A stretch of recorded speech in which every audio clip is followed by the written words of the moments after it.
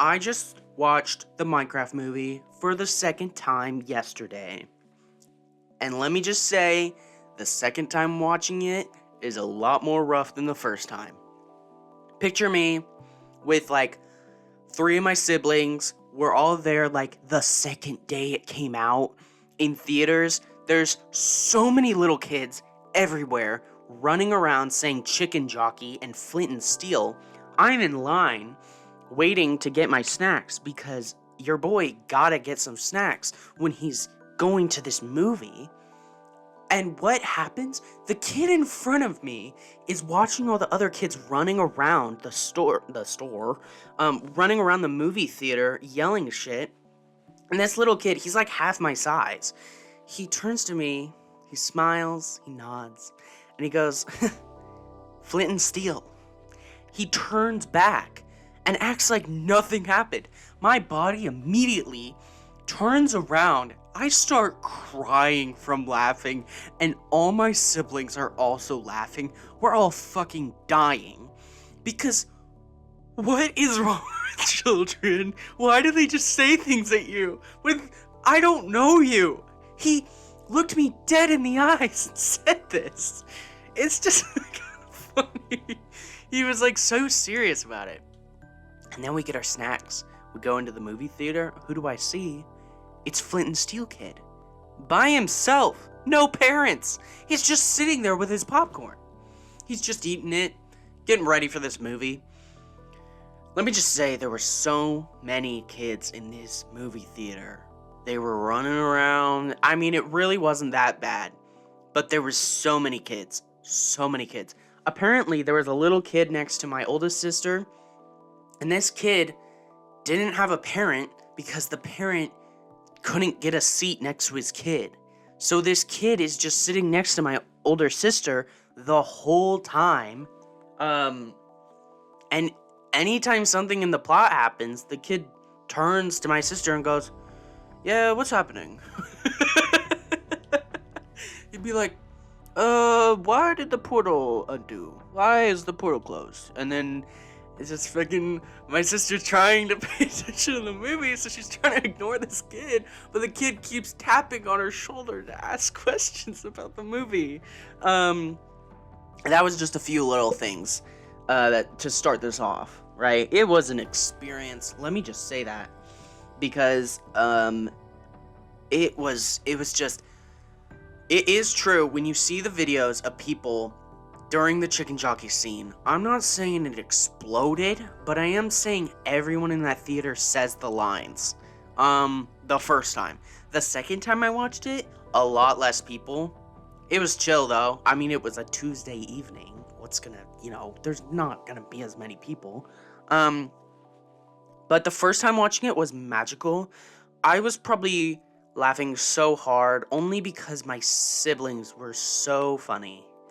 And so I was just dying the whole time. The second time I watched it, I was like, man, this sucks.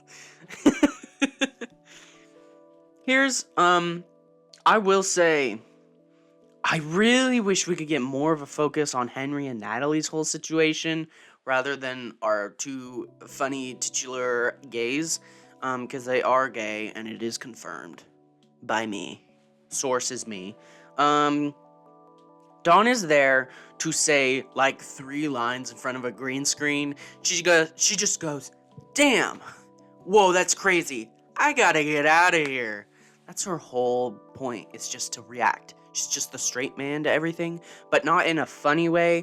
More in a, we didn't really think about what to do with this character. We just put her in, just for the representation. What the hell was that? What the hell was that? We couldn't have focused a little more on Dawn instead of fucking Jack Black's backstory. Steve doesn't need a backstory. He didn't need to be,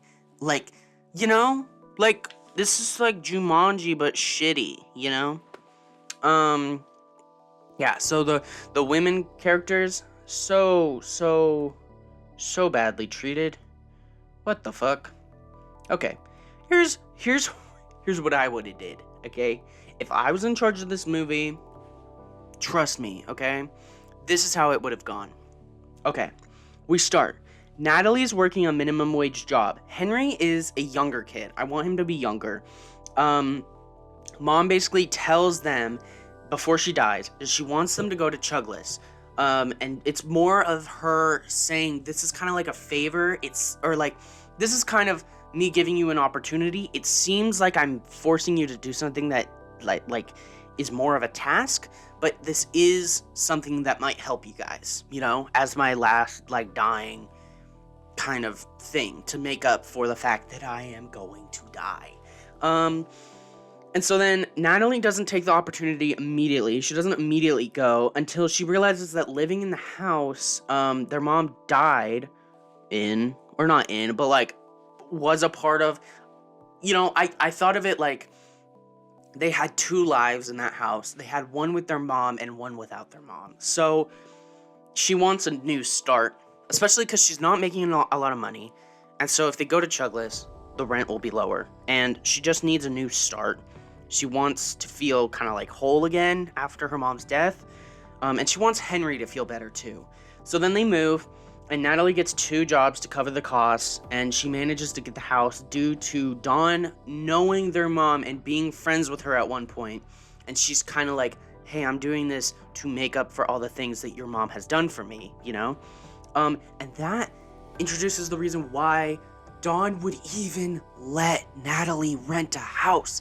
Natalie, I don't care what anyone else says. To me, she looked 18, if not younger.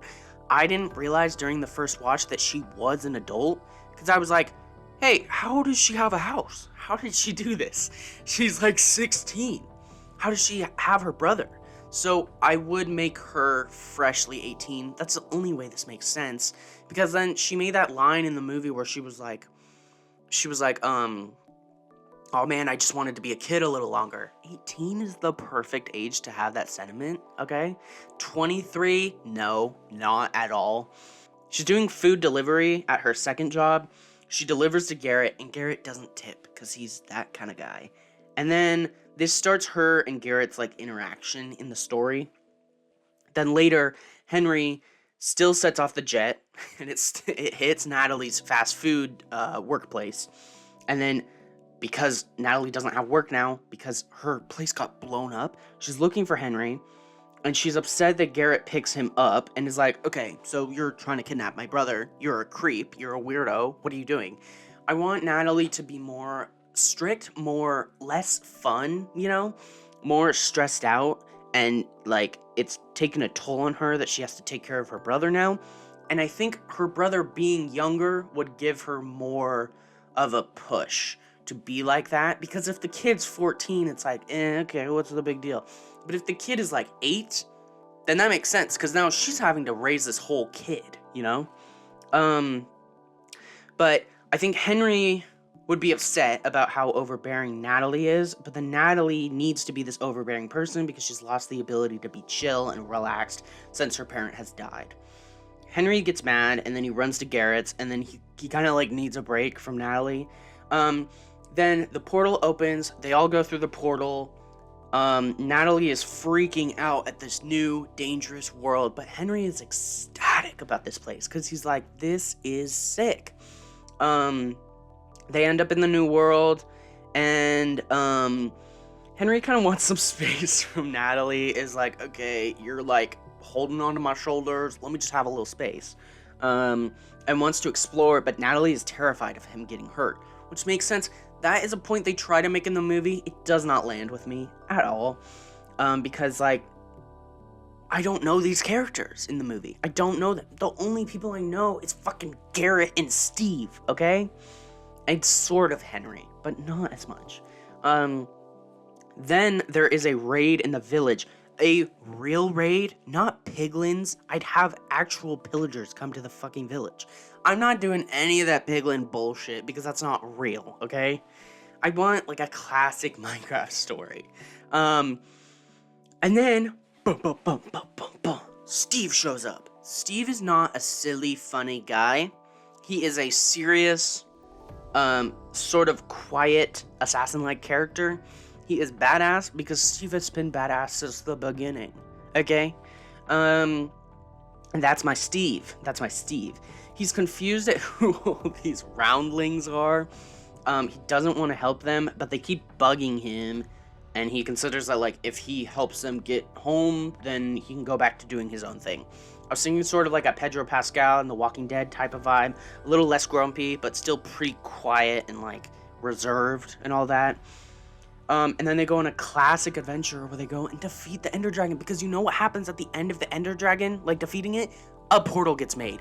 They hop into the portal because the portal is supposed to take you home after the Ender Dragon. Where does the portal take them? It takes them back to Earth. Problem solved, okay? We don't need some stupid Earth crystal. That's not in the Minecraft. That's not in Minecraft. So, my brain is huge, okay? Trust me. God, Warner Brothers, take me as a writer. I would have fixed that fucking movie. Steve and Garrett, though, they must be gay, okay? And here's the gay I'm thinking of. Instead of, like, the silly little blah, blah, blah, whatever. I mean, they can... You know, I'm thinking more like Steve is really badass, and Garrett wants to be cool to show off to Steve, and more like wants that feeling reciprocated kind of way. And then they can be a little gay. They can be super gay. Because here's what's going to happen. Garrett's not going back to Earth. Garrett's staying with Steve. Because what does he have at Earth? He has a business that's shutting down. But in this new world, he finds the new treasure that he needed, which was love and gayness. And he's like, you know what? I was a gamer and I wasn't appreciated. But here I'm a gamer and I'm kind of appreciated by my new boyfriend. So, yeah, Steve is effortlessly awesome, and Garrett is like, I need to be as cool as him. And not in a gay way, but just in a, I need to prove to him how awesome I am, you know? And it's like, that's gay. Yeah, so the rest of them go home. I don't care about the moral. This is just my idea of what should have been done, you know? I think that would have been a cool movie, okay? You kind of flesh out all the characters, give Dawn a bigger role, go more into Henry and Natalie's whole situation. I don't think any of them should have stayed in the Minecraft world, except for Steve and Garrett. It does not make any sense why Garrett went home, but especially not Steve. Steve is the main character of Minecraft. What do you mean? What do you mean he went home? So, those are just my little thoughts on the Minecraft movie, and trust me, it could have been cool, okay? It was cool. It was funny. It's a fun watch, but it's not a good movie. Just because something's fun doesn't mean it's good.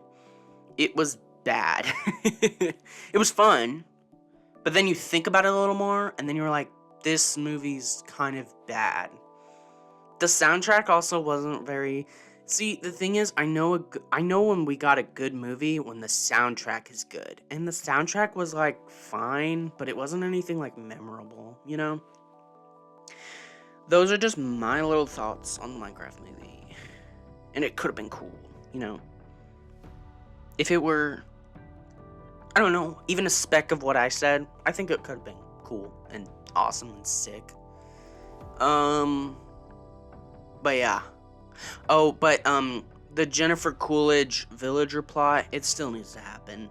That has to happen. That was the best part of this movie.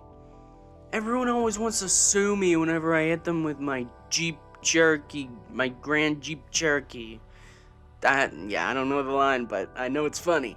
So yeah, those are my thoughts on what the Minecraft movie could have been. So, yeah, okay. Bye.